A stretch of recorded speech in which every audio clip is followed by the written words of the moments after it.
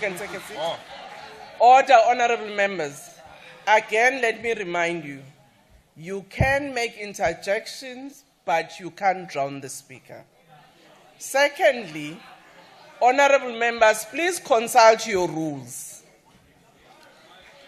Order. Consult your rules. There are certain words, phrases that are unparliamentary. It doesn't matter whether you speak them in Afrikaans or in English or in Zulu or Pedi, they still remain so. So some of you were shouting, I couldn't see exactly who, you know what that means. So please don't allow your members from your party to contest the debate, not to shout from your podium. Order.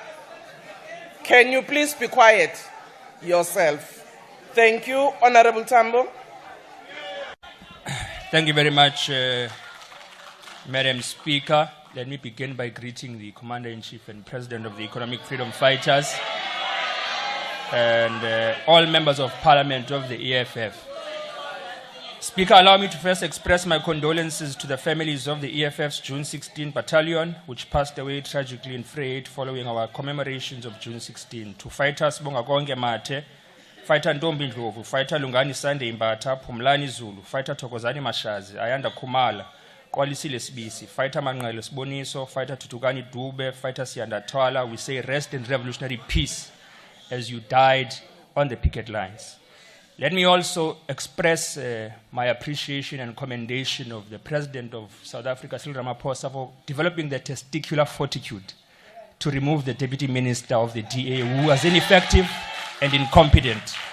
And long may these removals continue. Speaker, so the Money Bills Act stipulates that the Division of Revenue Bill must be in line with fiscal framework. And we have long labored as the EFF that the budget process has been characterized by deceit. And this deceit is twofold. This is deceptive consultations that made an impression that there will be alternative revenue generation mechanisms which will be included in the budget, and we do not see them anywhere today.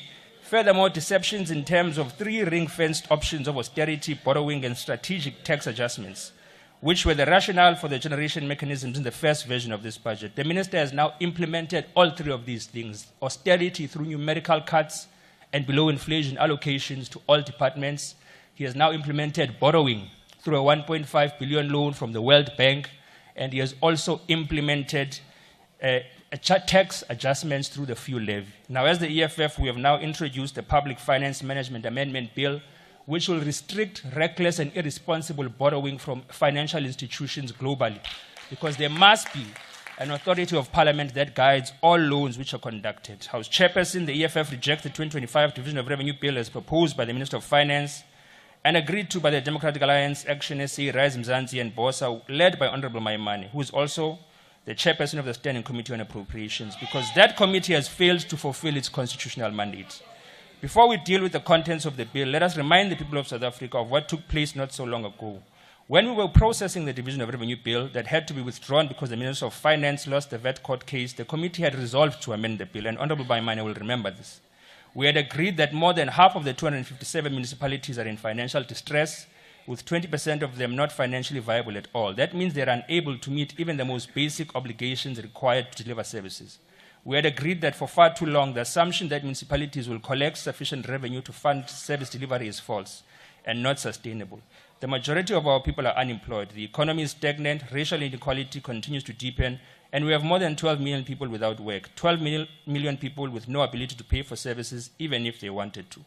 We had also agreed that the growing number of indigent households, many of whom are not even registered for indigent support, deserve automatic and unconditional access to free water, free sanitation, and free electricity. We also questioned why the National Treasury has reduced indirect grants to municipalities. Why allocate only 61 billion in direct and indirect infrastructure grants when studies and reality show that municipalities need over 122 billion? More importantly, we had agreed that there is merit in the SALGA study, which demonstrates that the deliberate underfunded mandates across all categories of municipalities are reckless and irresponsible. We had a consensus, we had a plan, we even agreed on a way forward to amend the bill and increase allocations to municipalities that are collapsing in front of our eyes. As the EFF, we made written and oral submissions to the committee. We participated in what we believed to be genuine democratic processes that would reflect the will of the people. We proposed that allocations to municipalities should increase from 9.5% to 14%. This would increase the local government share by 88.4 billion. We were specific about where the money should come from. We proposed funds must be reallocated from non-essential expenditure such as ministerial imbizos, provincial events, excessive travel, catering, inflated consultancy fees, and the corrupt tender system that has become a source of looting. We emphasized that education and health must not be touched. These are essential services, services that serve the poor and the working class who cannot afford private schools or private hospitals.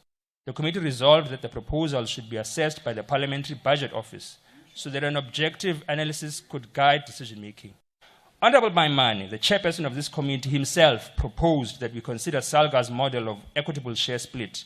We welcomed this proposal. It was a moment of political maturity and collective commitment to finding common ground. We had an opportunity to make a difference, to amend the bill and give our people water, sanitation, roads, refuse collection, and dignity. We had an opportunity to end sewage leakages in Diepsloot, in Alexandra, in Nyanga, in Kayamnandi, where the Democratic Alliance governs, in Umlazi, in Tembisa, in Orange Farm, in Soweto. But all of that was ignored just because the so-called government of national unity had already agreed to maintain the status quo, even though it was not working. Parliament has thus been reduced to a rubber stamping exercise. We are now presented with a bill that offers no solution to the fundamental challenges of local government. It is a copy and paste of failures. The equitable share formula has remained rigid, outdated, and fails to respond to the current needs of our people. It continues to favor historically advantaged municipalities and ignores those deliberately underdeveloped by apartheid and neglected by democracy.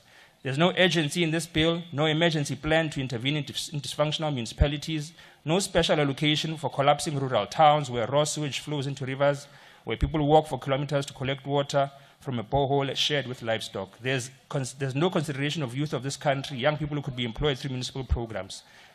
This bill is a betrayal of the working class, and we reject it as such. Thank you. Thank you. Honorable Hadebe.